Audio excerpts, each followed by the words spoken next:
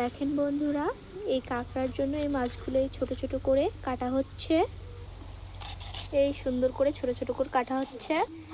এইভাবে কেটে পয়েন্টে দেওয়া হবে। আমাদের একটি পয়েন্ট আছে নদীর পাশে, আর সেই নদীর পাশে পয়েন্টে কাঁকড়া, অনেকগুলো কাঁকড়া ছাড়া, সেইখানে আমরা এই মাছগুলো দেব যাতে কাঁকড়াগুলো খেতে পারে। যখন কাঁকড়াগুলো ডিম হয়ে যাবে তখন ওই কাঁকড়াগুলো তুলে বিক্রি করা হবে। এ কারণে এদেরকে খাদ্য দিতে হবে।